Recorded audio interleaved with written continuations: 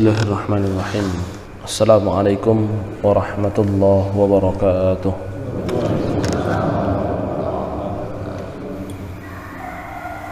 Alhamdulillahi rabbil alamin.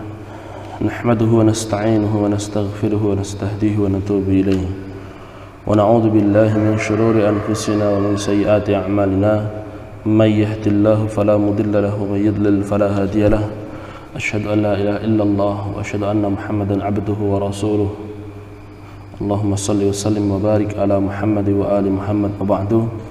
Alhamdulillah, jamaah subuh yang dirahmati oleh Allah Subhanahu wa taala. Puji syukur kepada Allah senantiasa patut untuk kita haturkan ya. Karena dialah yang mengurusi segala urusan kita, dialah yang berikan jalan atas permasalahan kita, dialah yang mengatur kehidupan kita. Maka kepadanya kita menyerahkan segala urusan kita, dan kepadanya kita bersandar, serta kepadanya kita meminta keistiqomahan atas petunjuk yang ada di atas jalannya, untuk senantiasa bisa kita genggam hingga akhir kematian, hingga akhir kehidupan kita. Dia berkenan untuk memberikan husnul khatimah kepada kita. Amin ya rabbal alamin. Bapak Ibu hadirin jamaah yang dirahmati oleh Allah Subhanahu wa taala, kita lanjutkan pembahasan kita tentang pembacaan kitab Sahihul Bukhari. Kemarin sampai ke hadis 87 tentang utusan dari Bani Abdul Qais, yang mana baru saja mereka belajar beberapa tentang Islam. Mereka mau pulang, diperintahkan baginda Rasulullah SAW untuk menyampaikan kepada orang-orang yang ada di belakang mereka, yang ada di kampung mereka.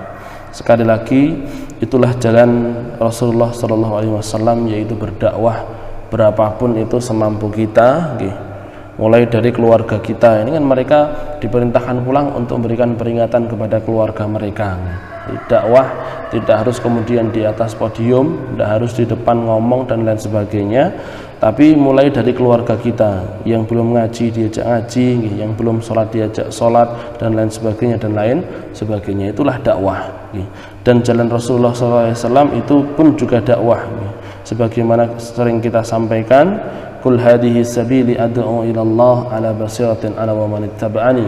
Kata Allah Subhanahu wa taala dalam surat Yusuf, katakan wahai Muhammad, inilah jalanku, ad'u ila Allah, aku menyeru kepada Allah Subhanahu wa taala. Oh, tugas juga ini menyeru saja, berdakwah saja. Atas dasar ilmu aku dan orang yang mengikutiku. Artinya ketika kita mengaku sebagai pengikut baginda Rasulullah SAW, maka kita harus teruskan perjuangan beliau untuk berdakwah, mulai dari keluarga kita, mulai dari keluarga kecil kita, anak istri kita, terus kemudian sampai merembet kepada kerabat-kerabat kita. Walaupun cuma satu ayat, tapi perlu kita sampaikan kepada mereka. Begitu pula niki utusan dari Bani Abdul Qais, walaupun belajar Islam baru beberapa hari saja di Madinah, belum tahu apa permasalahan fikih secara mendetail, tidak tahu. Tapi sama Rasulullah SAW ketika mau pulang perintahkan, ayo ajak kaummu, supaya nanti kalau masuk jannah itu bareng-bareng, bukan hanya satu orang. Ombo surgawi aja dileboni dewi. Kemudian Bapak Ibu yang dirahmati Allah Subhanahu wa taala, mereka meminta, ya Rasul, kita mau ngomong apa sama umat kita? Kita mau ngomong apa sama kerabat-kerabat kita supaya kita bisa masuk surga bareng. Simple Bapak Ibu yang dirahmati Allah, karena memang yang kita inginkan ketika kita memeluk agama ini itu adalah masuk surga. Simple. Ya Rasul, supaya bisa mlebu surga bareng-bareng, mereka mungkin tidak bisa ketemu panjenengan, tapi kita bisa masuk surga bareng pripun? Maka Rasulullah SAW beliau memberikan wasiat kepada mereka, memerintahkan fa'amarahum bi arba' wa nahahum an arba'. Beliau memerintahkan 4 perkara dan melarang mereka dari 4 perkara. Diperintahkan untuk apa 4 perkara itu? Bil imani billah. Yang pertama, beriman kepada Allah Subhanahu wa taala. Paling penting, maka perintahkan umatmu, perintahkan kaummu, perintahkan kerabatmu untuk senantiasa menjaga keimanannya kepada Allah. Qala hal tadruna mal iman billah, kata Rasulullah. Kalian tahu tidak apa itu iman? Sampai iman saja mereka belum tahu definisi iman itu apa sih dimaksud, sing tak maksud imano itu apa? Itu ternyata Bapak Ibu dirahmati Allah, mereka pun juga tidak mengetahui karena baru masuk Islam beberapa orang. Qalu Allah wa rasuluhu alam.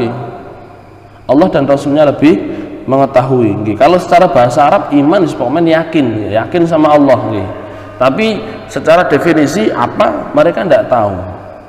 Qala, maka Rasulullah SAW bersabda, iman itu adalah syahadatu alla ilaha illallah wa anna Muhammadan Rasulullah. Persaksian yang sungguh-sungguh dari lisan, pikiran, kemudian amal perbuatan kita, anggota tubuh kita, bahwasanya benar-benar tiada Tuhan selain Allah.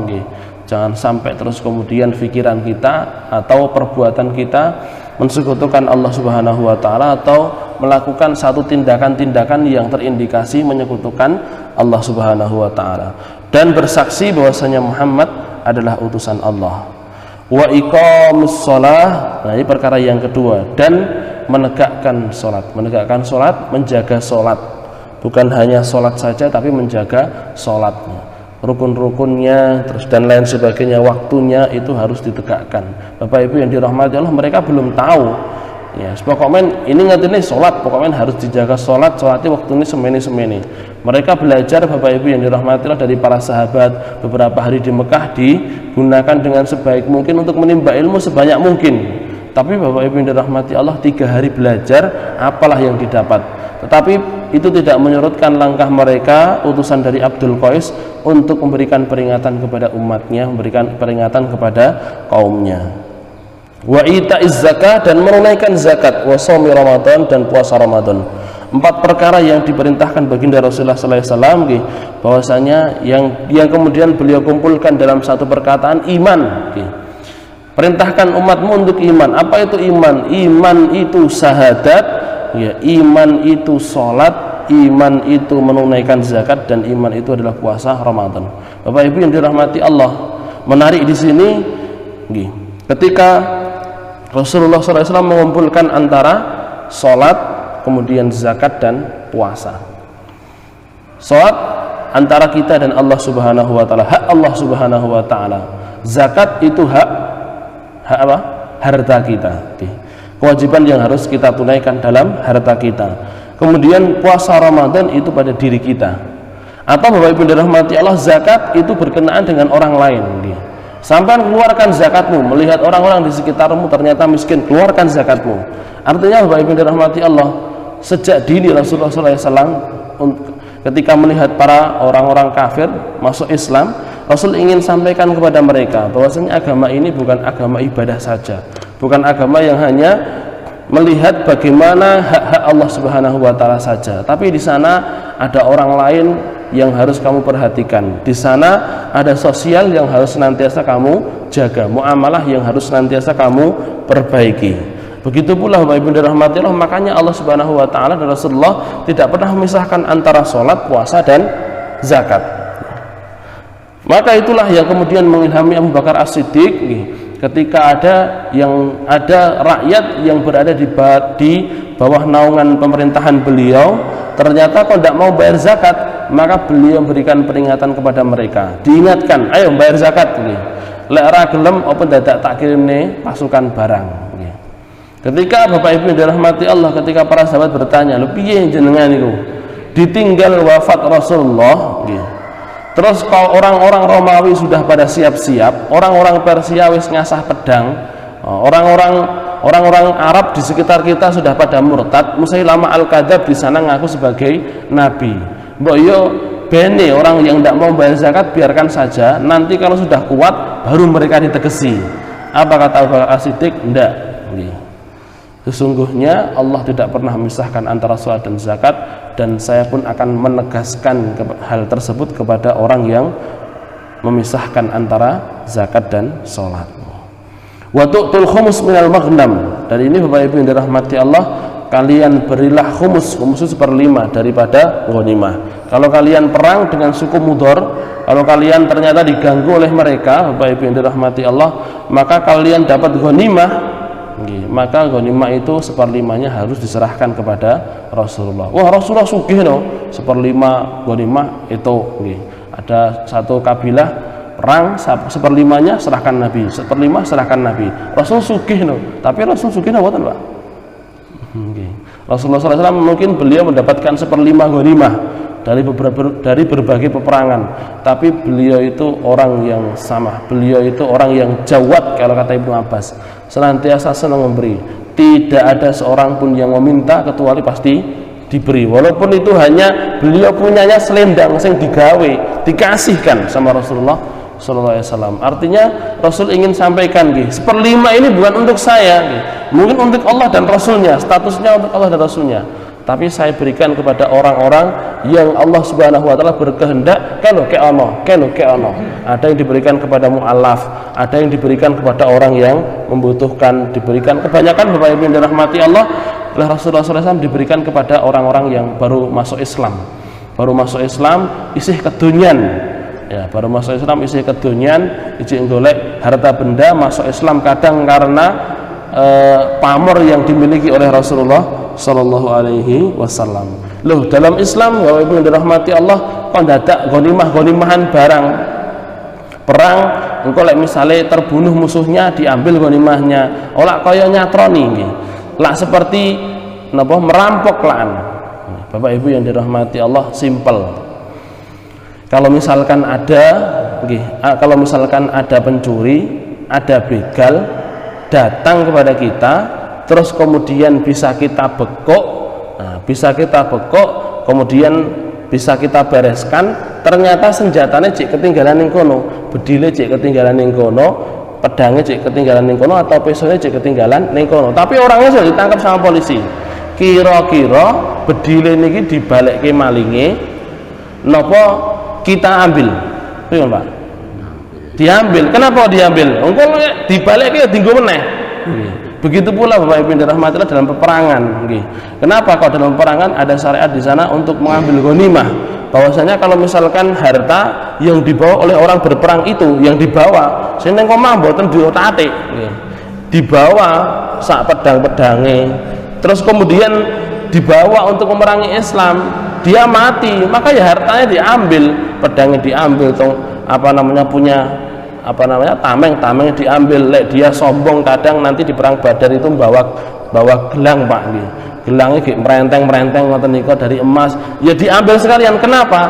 Lah Bapak Ibu hadirin yang dirahmati Allah Subhanahu wa Ta'ala, nanti kalau misalkan dikembalikan ke Mekah, dikembalikan ke mereka-mereka yang hidup, itu nanti akan digunakan untuk memerangi Islam sekali lagi. Makanya diambil Bapak Ibu yang dirahmati Allah, ada syariat ghanimah di sana supaya harta yang tersisa dari peperangan itu tidak digunakan oleh orang-orang musyrik untuk memerangi kaum muslimin lagi. Terus kemudian itu 4 perkara yang diperintahkan Rasulullah SAW kepada mereka. Yang intinya sudah kita bahas, di sana ada hak Allah, di sana ada haknya orang-orang di sekitar Anda dari kalangan fakir miskin, dan di sana ada hak untuk diri Anda sendiri. Maka tunaikan hak Allah dengan sholat, tunaikan kewajiban Anda bayar zakat untuk memberikan bantuan kepada saudara-saudara Anda yang dalam keadaan fakir ataupun miskin, dan tunaikan hak tubuh Anda dengan berpuasa.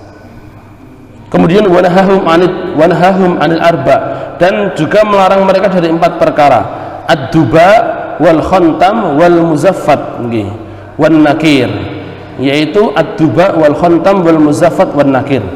Ini Bapak Ibu yang dirahmati Allah, nama-nama wadah yang biasa digunakan untuk membuat khamr. Kanjeng Nabi aslinya satu perkara yang ingin beliau sampaikan, melarang dari apa? Ojo mendem. Ojo mendem. Bapak Ibu yang dirahmati Allah, dulu itu ada wadah-wadah Pak, seperti ini kan, ada duba itu labu sing napa niku bentuke ngeten niku ya Pak, napa namanya? Napa? Pokoknya labu ngoten iki. Nah, biasanya kaya gomsung gokong ngoten iki. Kayak botol minum. Nah, atau duba itu atau kadang mereka kalau membuat khamr itu Pak, batang kurma itu dilubangi, terus kemudian nanti dikasih tutup. Nah, disimpan di situ Pak. Misalkan perasan kurma, perasan anggur disimpan di situ, kemudian ditutup. Jadi dreme niku dari batang kurma yang kemudian diambil dalamnya.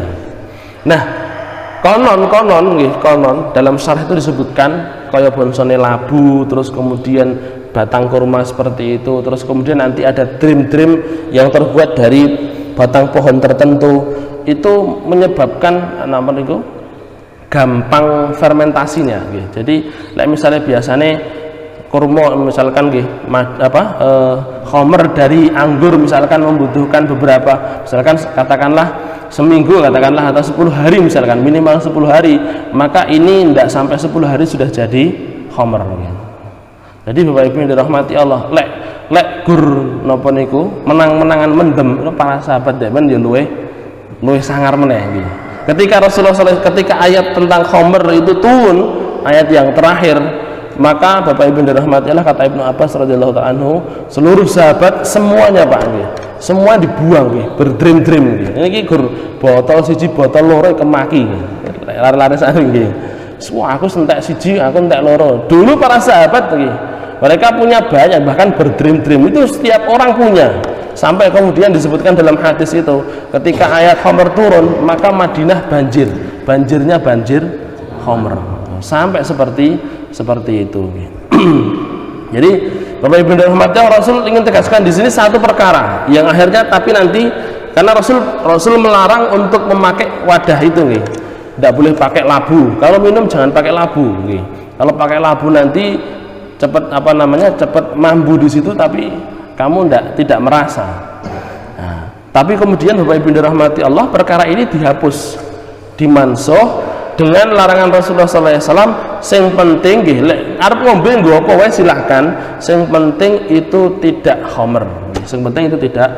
Jadi dua perkara yang berbeda Yang pertama ini Rasulullah perintahkan aja ngombe nggo iki. Biasanya iki dienggo nyimpen ciu.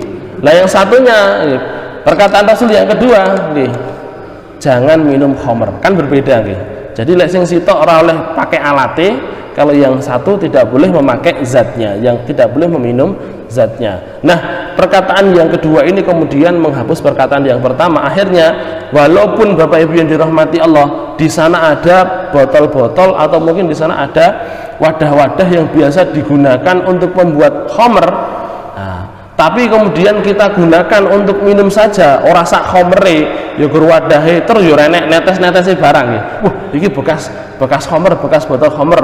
Lah iku jenenge golek nyempet-nyempete iki. Nah, tidak seperti itu, tapi memang adanya itu terus kemudian dipakai. Nah, itu tidak mengapa. Wadahnya saja tidak apa-apa, yang penting botol enten bekasnya di situ. Ya.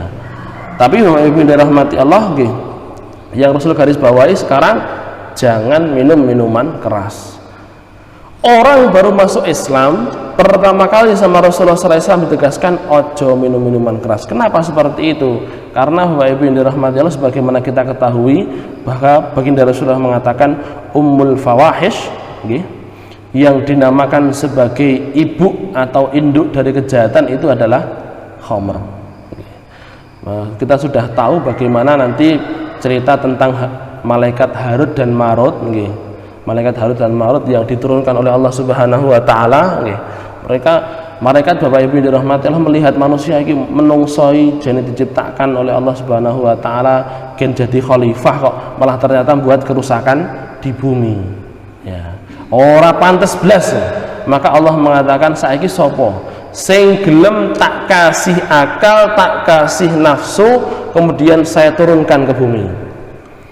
Maka Bapak Ibu dirahmati Allah, yang dipilih oleh Allah malaikat Harut dan Marut, diturunkan oleh Allah Subhanahu wa taala, dikasih waktu sama Allah 1 hari saja sampean ning bumi 1 hari ndak maksiat maka saya nanti akan hapuskan manusia. Tapi kalau misalkan kamu yang maksiat, engkau tak hukum kamu.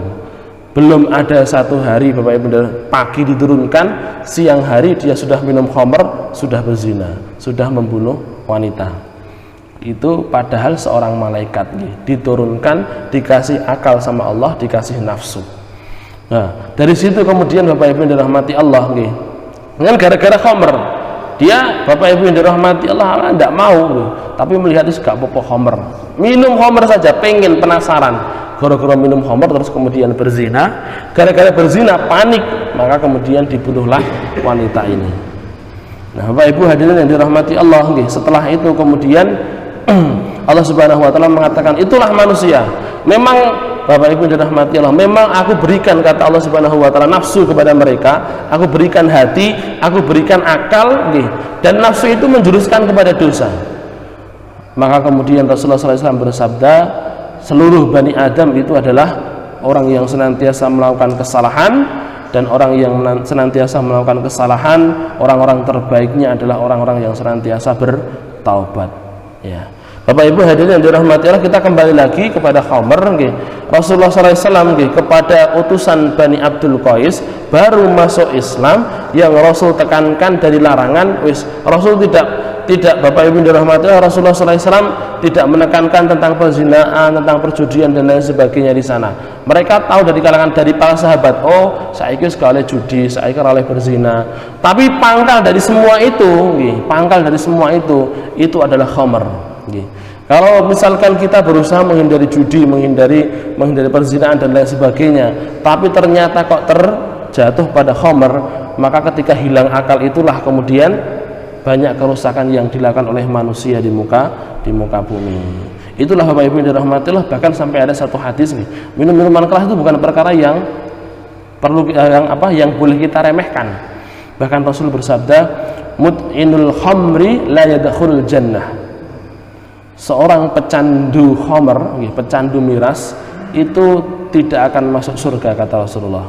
Jadi guru-guru mendem tapi ternyata dijamin ram lebu surga. Jadi Bapak Ibu yang dirahmati Allah, sekali lagi jangan sampai kemudian kita merasa coba-coba sing wis tahu wis bene biar wis tahu rasane, wis ngerti rasane, tobat sing durung tahu seperti saya belum pernah ambune tok mboten nate. Jangan sampai ora sah nyoba-nyoba. Biasanya kan cah nom-nom ngoten kan pengen nyoba-nyoba nggih, Pak. Belum mencari jati diri lek jarine tiang sepuh niku. Golek kabeh dicoba nih. Iki opo dan lain sebagainya ya.